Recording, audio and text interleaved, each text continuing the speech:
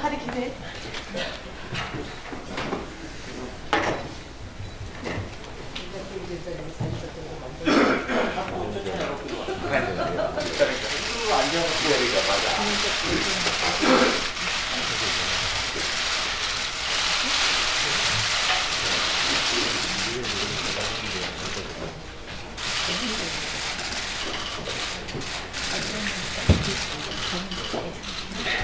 이해찬 당대표의 속기의 선언으로 더불어민주당 제57차 최고위원회의를 속기하겠습니다.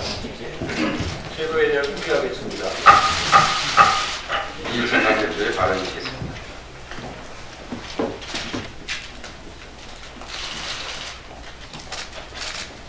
네, 어제가 용산 참사 10주기입니다. 모란공원에서 수도시 가는 것을 텔레비전을 봤는데 정말로 가슴이 아팠습니다. 2009년 1월 20일 용산구 남일당 옥상에서 농성 중이던 철거민 5분과 경찰 1분이 등 6명이 강제 진압 과정에서 숨지는 용산 참사가 발생을 했습니다. 대법원은 경찰의 진압은 적법했다고 면죄부를 주었지만 지난해 9월 검찰 진상조사위원회에서는 용산 참사는 무리하게 진압한 당시 경찰 지휘부의 책임이 있다고 밝혔습니다. 용산 참사 10주기를 맞이하여 조사회를 재구성하고 활동기한을 연장해서라도 단순히 진상을 밝히고 대립과 갈등을 조장하는 기존 재개발 방식의 근본적인 개선을 할 필요가 있다고 생각됩니다. 양승태 전 대법원장이 지난 금요일 40여 개 혐의로 구속영장이 청구되었습니다. 반드시 책임을 물어 국가의 지각을 바로 잡아야 합니다. 양승태 전 대법원장의 영장 실질 심사가 빠르면은 내일이나 모레 있을 예정입니다. 현 정사에 다시는 있어서는 안 될 일입니다. 양 전 대법원장은 대법관이던 2011년 용산 참사 순회부의 행위에 적법 판결을 내려진 면죄부를 준 사람입니다. 40여 개에 이른 범죄 혐의를 받고 있는데 재판 독립을 훼손한 반헌법적 범죄 행위로 반드시 처벌을 받아야 된다고 생각을 합니다. 어제 저는 일요일인데 14개 방역시도단체장들과 함께 올해 경제정책 운영에 관한 간담회를 가졌습니다. 모든 시도가 예산을 가능한 빨리 조기 집행하고 일자리를 많이 만들겠다는 그런 얘기들을 많이 하셨고, 지역에서 겪고 있는 여러 가지 현안 사안에 대해서도 요청을 많이 했습니다. 올 3월까지 가능한 한 예산정책 협의회를 각 지역을 초대하면서 다 맞춰서 내년 예산에 지역에서 요구하는 예산들이 많이 편성될 수 있도록 최대한 노력을 하도록 했던 약속을 드렸습니다. 이제 북미 정상회담이 2월 말에 1월로 이제 합의가 된 것 같습니다. 장소도 이미 결정됐다고 하는데 조만간 발표되지 않을까 싶습니다. 북미 정상회담이 2차적으로 열리면은 1차 때와는 달리 어느 정도 서로 간에 타협을 하는 진전이 있지 않을까 기대를 합니다. 그런 타협과 상호 간의 성실 의무 이행하는 그런 타협이 이루어질 때 남북관계도 좀 더 진전이 나갈 수가 있고, 그렇게 되면은 아마 올해가 지난 70년사를 마감하는 아주 중요한 계기가 되는 해라고 생각을 합니다. 당에서도 이 점을 잘 대비해서 남북관계가 진전되도록 최선을 다하도록 하겠습니다. 이상입니다. 홍영표 원내대표 발언입니다. 네. 국회가 연초부터 많은 쟁점들을 둘러싸고 논란을 벌이고 있습니다. 저는 원내대표로서 야당이 정쟁도 좋지만 민생과 미래를 위해서 일하는 국회가 될 수 있도록 협조해 줄 것을 부탁드립니다. 지금 국회가 1월 임시국회 또 상임위 이런 요구로 쟁점이 되어 있습니다. 지금 그 정개특위를 비롯한 사개특위 그리고 몇 개 상임위는 아무런 차질 없이 정상적으로 활동을 하고 있습니다. 특히 그 상임위에 대해서 저희가 응하지 않고 있는 것은 지난 12월 31일 전 국민이 지켜보면서 많이 확인된 그런 사실들을 다시 재탕 상탕으로 하고자 하는 이런 야당의 정쟁을 위한 그 상임위 요구에 응하지 않고 있기 때문입니다. 그런데 예를 들어서 조혜주 선관위원에 대한 행정안전위원회를 에서의 인사청문회를 야당이 거부했습니다. 지난 12월 21일 인사청문회 요청안이 국회에 제출되었고 법적으로는 1월 9일까지 인사청문을 마쳤어야 됩니다. 그럼에도 불구하고 야당은 인사청문회 자체를 거부했습니다. 그러다가 1월 9일 날 대통령이 국회에 다시 추가 요구를 해서 열흘의 시간을 주었습니다. 그런데 19일까지도 인사청문회가 이루어지지 않았습니다. 그런데 갑자기 이렇게 법적 기한을 다 보내놓고 나서 다시 인사청문회를 하자고 합니다. 저는 인사청문회에 응할 생각이었습니다. 그런데 지금 법적으로 인사청문회를 할 수가 없습니다. 과거에도 이런 사례가 이명박 정부 때 김성호 국정원장 임명 과정에서 발생을 했었고 19대 때도 국회에서 원 구성이 늦어져서 장관들에 대한 인사청문회를 하지 못하고 그냥 상임위에서 간담회로 대체한 바가 있습니다. 국회는 법을 지키는 기관입니다. 만드는 기관입니다. 그렇기 때문에 이 법적으로 주어진 시간 내에 하지 못하고 이제 와서 법을 어기면서 인사청문회를 다시 하자는 것은 옳지 않다고 생각합니다. 그렇기 때문에 이 문제도 검토를 했습니다만 상임위 소집이 어렵다 이렇게 인사청문회를 위한 상임위 소집이 어렵다는 말씀을 드립니다. 아무튼 더 이상 지금 국회가 정쟁으로 가서는 안 된다고 생각합니다. 민생을 챙기고 지금 진전되고 있는 남북 관계 한반도 평화를 위해서 국회가 무엇을 할 것인지 그런 것을 논의하는 국회가 되었으면 합니다. 그리고 카풀과 택시업계 상생을 논의할 사회적 대화 기구가 오늘 공식 출범합니다. 사회적 대화에 참여하기로 한 택시 4단체의 결정을 환영합니다. 오늘부터 시작하는 사회적 대화를 통해 지난 5개월 동안 지속되었던 카풀 서비스와 택시 업계 간 갈등이 새로운 돌파구를 찾기 바랍니다. 어렵게 대화 테이블이 마련된 만큼 국토교통부와 택시 업계, 카카오 모빌리티 모두 열린 마음으로 대화에 나서주기를 바랍니다. 함께 머리를 맞댄다면 해결하지 못할 문제는 없습니다. 택시 업계와 공유 경제가 공존하며 성생할 수 있는 길은 분명히 존재합니다.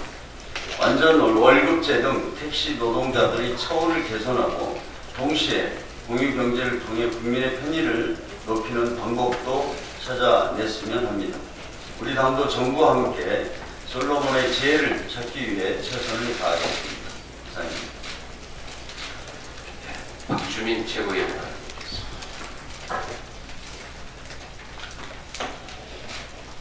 예. 저는 어제 몽산 참사 10주기 현장에 직접 다녀왔습니다. 의원님도 말씀하셨지만 관련해서 할 말씀을 먼저 드리도록 하겠습니다.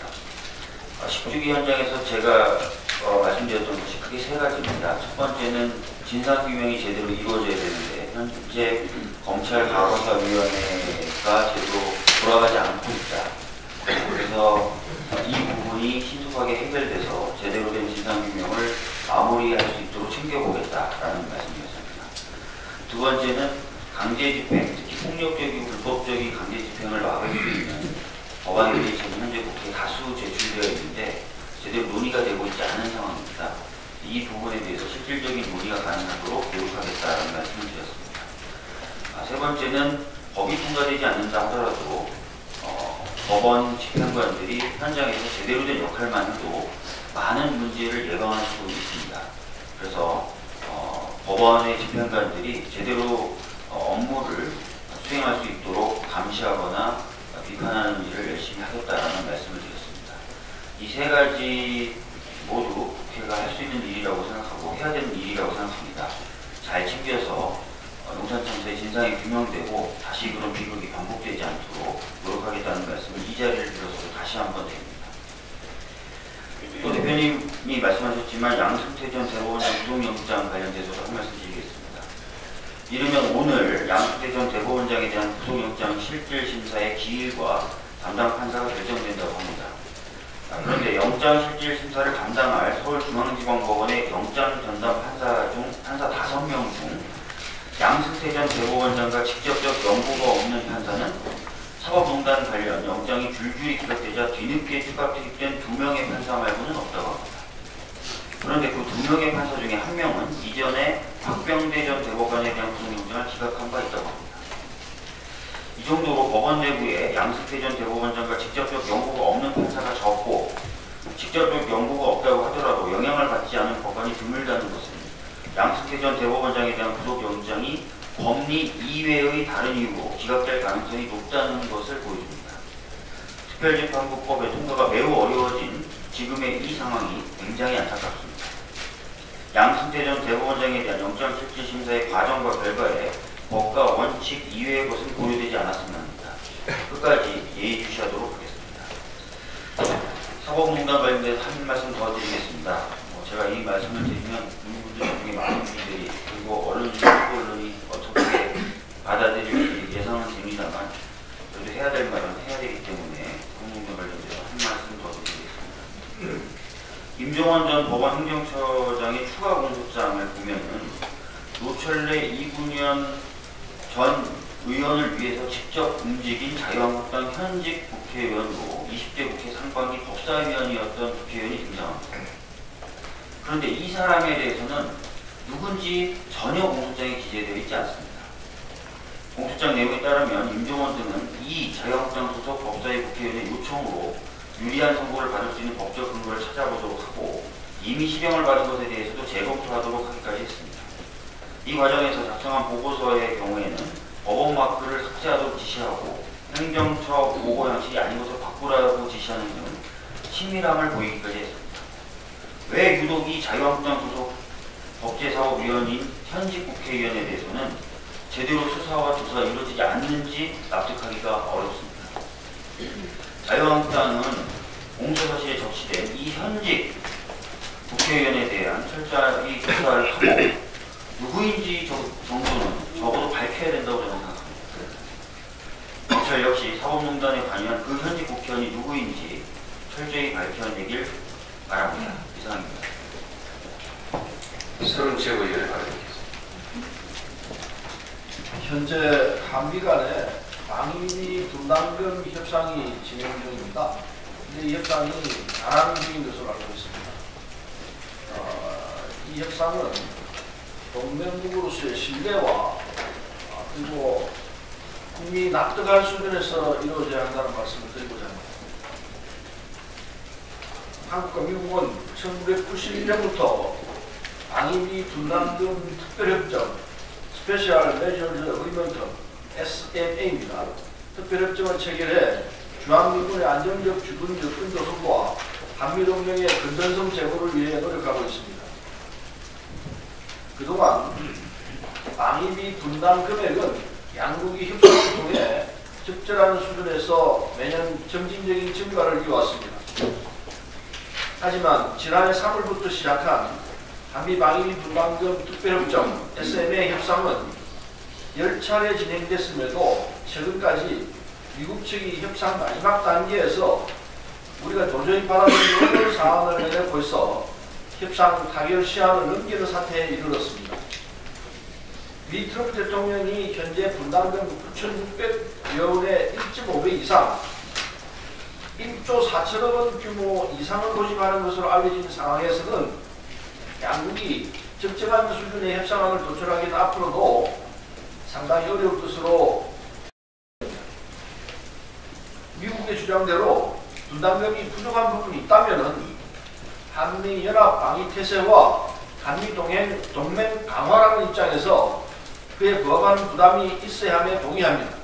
다만 현재 부담금 수준이 미 정부가 불공정하다고 할 만큼은 아니라는 점에서 압박만 할 것이 아니라 정해갈 합리적 이유를 제시할 필요가 있다고 봅니다.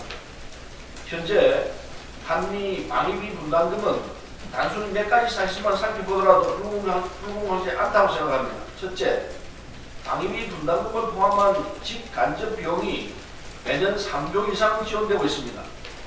둘째, 2017년 말 기준 방위비 분담금 미 집행 금액은 9,830억 원에 달할 정도로 분담금이 높은 수준에서 결정되고 있습니다. 셋째로 우리나라 분담금은 국내 총생산 GDP를 기준으로 봤을 때 세계 주요 동맹국 중 가장 높은 수준입니다.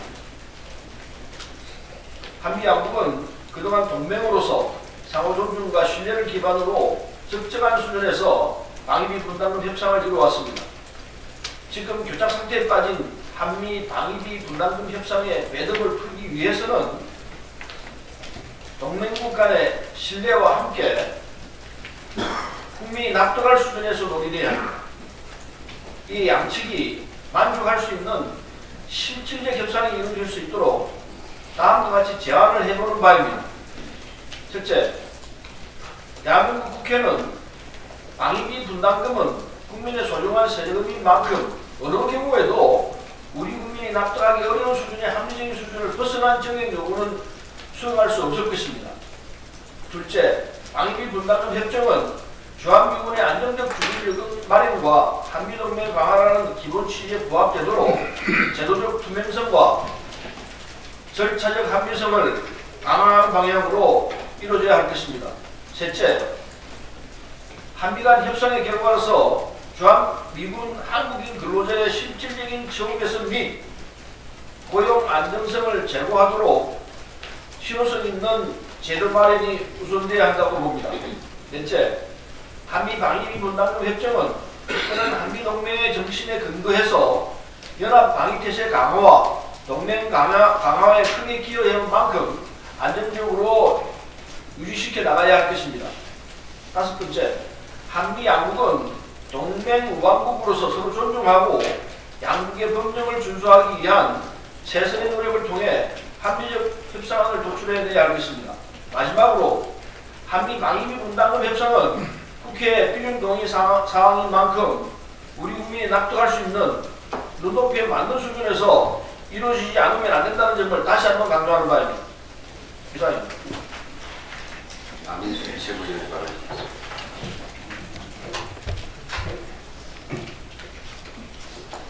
네, 지난 금요일 편의점 상생 사회적 대화 지지를 주제로 개최된 현장 최고위원회에서 정말 상생 협약을 요구하면서 54일째 운동을 이어가고 있는 CU 편의점주들의 생생한 이야기를 들었습니다. 인천 송도에서 그 CU 편의점을 운영하고 있는 한 점주는 워킹맘으로서 직장생활 10년 후 편의점을 개설했는데 매출이 영업담당 직원이 제시한 예상 매출의 반토막 수준이어서 도저히 생계를 이어나갈 수 없다고 말했습니다. 또 24시간 영업 규정으로 집에 아이를 두고 수익이 나지 않는 심야 시간에도 항상 매장에 나가야 하는 등 온 가족이 매달려도 블랙홀처럼 빠져나갈 수 없는 처참한 일상을 이어나가고 있다고 눈물을 글썽였습니다. 폐점을 하고 싶어도 수개월치 수익 예상 금액을 위약금으로 내야 한다는 말에 이러지도 저러지도 못하는 상황이라며 간절히 도움을 요청했습니다. 이렇듯 가맹본부가 가맹 희망자나 가맹점 사업자를 모집하면서 사실과 다른 정보를 주는 경우가 있습니다. 이에 대해서는 가맹사업법 제9조는 사실과 다르게 정보를 제공하거나 사실을 부풀려 정보를 제공하는 행위를 규제하고 있습니다. 본사가 가장 정보를 제공해서 가맹사업법을 위반한 것은 아닌지, 매출 예상 분석에 대해서 잘못 제기한 것은 아닌지 공정위가 철저히 조사를 해야 합니다. 현재 정말 자영업자들이 무너지면 가맹본부 본사도 어려워집니다. 이제는 어느 일방이 이익을 독점하는 시대는 끝났습니다. 사회적 대화와 타협을 통해서 생존을 공동으로 할 수 있는 방안을 마련해야 할 것입니다. 지금 민생연석회의 편의점 최저수익보장소송가위원회에서는 CU 편의점주들과 본사의 상생협약을 위해서 양측에 대한 면담 및 직간접적인 조율을 진행해 나가고 있습니다. 향후 민생연석회의는 CU 상생협약을 위한 본격적인 협상 지원 및 중재 등을 통해서 편의점 업계의 사회적 대화의 모델을 만들어 나가겠습니다. 아울러 편의점 최저수익보장기간 확대, 저매출 가맹점 위약금 감면을 통한 희망협 지원 등이 편의점 상생협약에서 구체적으로 실현될 수 있도록 지원하겠습니다. 또한 2월 민생국회에서 자영업자들이 교섭력을 강화하기 위한 가맹사업법 개정안 통과 등 경제 주체 간의 사회적 대화를 장려하는 제도를 구축해 나가는 데 필수겠습니다. 이상입니다. 예, 다음은 박광훈 최고위원입니다. 네. 지속 가능한 경제 성장에 꼭 필요한 환경 가운데 하나가 부정부패를 꿀뽑는 것입니다. 부정부패 지수를 개선하는 것이 그만큼 중요합니다. 국제투명성 기구에 따르면 2017년 우리나라의 부패인식 지수는 OECD 31개 나라 가운데 29번째로 최하위입니다. 국정농단에 영향받은 바가 크다고 볼 수 있겠는데 어쨌든 중요한 것은 우리나라의 경우 권력을 가진 고위층의 구조적 부패 문제라는 것을 확인한 것입니다. 국민권익위원회가 지난해 서울대에 의뢰한 조사 결과를 보면 우리나라의 부패인식 지수가 OECD 평균 수준 68점 수준으로 개선되면 1인당 GDP가 4만 달러, 5만 달러를 달성하는 시간을 각각 4년, 7년을 앞당길 수 있다는 분석을 내놨습니다.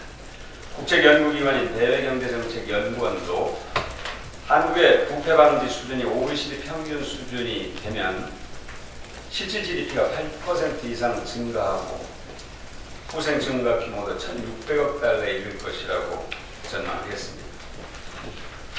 부패는 공동체의 기반을 훼손하고 또 지속가능한 경제 성장을 불가능하게 하고 사회적 비용을 발생시킵니다. 부패를 감소시키는 것이 국민 생활을 향상시키고 또 경제가 지속가능한 경제를 만들어낸다는 것이 OECD를 비롯한 국제기구와 전문가들의 지적입니다. 공수처는 고위공직자의 부패를 예방하고 차단하기 위한 대안으로 20년 전부터 국민들이 명령해온 과제입니다. 고위공직자에 대한 부패 예방과 차단이 제도화돼야 민주주의와 사회 통합, 그리고 지속가능한 경제 성장, 그리고 국민 생활 수준의 향상이 한꺼번에 이루어진다는 것입니다. 자유한국당은 자유한국당 지지자들도 고위공직자 비리 수사처 설치를 찬성하고 있다는 것을 직시하기 바랍니다. 자유한국당 지지자의 63%, 특히 TK에서는 73%가 찬성하고 있습니다. 공수처는 진영의 문제가 아니고 국민의 뜻이고 명령이라는 점을 다시 한번 말씀드리고 공수처법 처리에 적극 나서줄 것을 자유한국당은 촉구합니다. 여전히 자유한국당과 일부 언론에서 최저임금에다가 모든 탓을 돌리고 최저임금의 긍정적 효과는 애써 외면하는 행태를 계속 보이고 있습니다. 최근에 일각에서 홍석천 씨를 최저임금을 비난하는데 악용하는 일이 있어서 본인이 굉장히 난감해하는 그런 걸 보고 참으로 유감스럽다, 안타깝고 유감스럽다는 그런 느낌을 갖게 됐습니다. 서울에서 상권이 빨리빨리 형성되면 반드시 임대료가 올라서 공실률이 높아지고 또 젊은 창업가들이 새로운 지역에 가서 도시를 활성화하고 지역 경제를 살려면 또 임대료가 폭등하는 이런 현상이 반복적으로 이루어지고 있습니다. 이 해결해야 될 이 근본적인 문제를 놔두고 최저임금만 하는 것은 객관적 문제 인식이라기보다는 굉장히 정치적 의도가 배경에 있다는 생각을 지울 수가 없습니다. 지난해 실업급여가 6조 7천억 원으로 높아졌습니다. 이를 최저임금의 부정적인 영향이라고 비난하는 그런 분석만이 넘쳐납니다. 그런데 이는 사실 사회 안전망이 그만큼 보강됐다는 통계이기도 합니다. 문재인 정부에서 고용보험 가입자가 늘었고 실업급여 대상과 지급액이 크게 증가한 탓입니다. 모든 것을 최저임금 탓만한 프레임이 굉장히 강하게 작동하고 있는 현실이 틀림없습니다. 실질적으로 최저임금의 수혜자거나 또는 최저임금과 무관한 국민들 가운데서도 이 프레임에 굉장히 쉽게 강하게 노출되어 있어서 이 문제에 관해서 지속적으로 긍정적 효과, 최저임금의 긍정적 효과를 더욱 알리는 노력을 정부와 당 차원에서 적극적으로 할 필요가 있다 이렇게 생각합니다. 그리고 언론에서도 이 문제에 양면성이 있습니다. 최저임금 받는 사람도 있고 주는 사람이 있는데 지극히 상식적이고 아주 객관적인 그런 접근을 좀 해주셨으면 하는 바람을 갖습니다. 이상입니다. 김혜웅 최고위원. 본 의원실에서 세종시 소재 16개 중앙부처로부터 제출받은 직원 자녀 고등학교 재학 현황 자료를 분석한 결과 2018년 8월 기준으로 해당 기관 재직자 자녀 1149명 중 세종시 소재 고등학교에 재학 중인 학생은 526명으로 46%에 불과한 것으로 드러났습니다. 부처별 재직자 자녀 중 세종시 소재 고교 재학 현황을 보면 세종시를 계획할 당시 세웠던 행정중심 복합도시건설청이 75%로 가장 높았고 이를 제외한 나머지 15개 부처는 50%를 채 넘지 않는 것으로 드러났습니다. 특히 세종시 관내 고등학교 수용률을 보면 자율형고 99.8%, 특목고 98.3%, 명제학교 101.9% 등 입시에 유리한 학교는 수용률이 높았지만 일반고는 67%에 그쳤습니다. 한편 전국의 이전 공공기관의 가족 이주 비중 또한 전국 평균 61.6%에 불과해 지방자치단체가 기대하는 수준에 미치지 못하고 있었습니다. 특히 충북의 경우 21.9%로 매우 낮은 수준이었으며 부산이 63.8%로 가장 높은 이주율을 보였습니다. 국가 균형 발전은 대한민국의 지속 가능한 성장을 위한 시대적 소명입니다. 수도권 과밀 해소, 지역 분권 등 국토 균형 발전의 확실한 성과를 위해서 관련 공무원부터 솔선수범하는 자세가 필요할 것입니다. 이상입니다. 이수진 최고위원.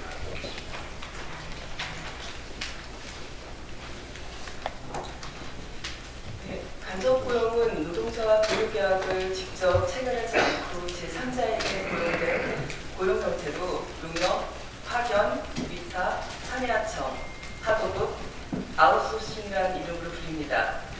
이들이 실제 근무하는 회사는 간접고용 노동자에 대한 법적인 책임을 지지 않습니다. 한국비정규노동센터가 국가인권위원회의 연구 용역을 받아 진행한 간접고용 노동자 노동인권 실태조사에 따르면 대한민국에 약 2천만 명의 임금 노동자들이 있고 그중 347만 명이 간접 노동자였습니다. 100명 중 17명입니다.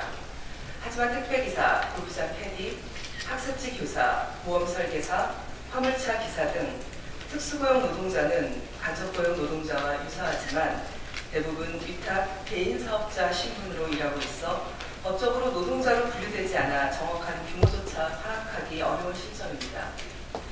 대한민국 헌법 11조 1항에서 모든 국민은 법 앞에 평등하고 사회적 신분에 의하여 모든 영역에 있어서 차별받지 아니한다 라고 명시되어 있습니다.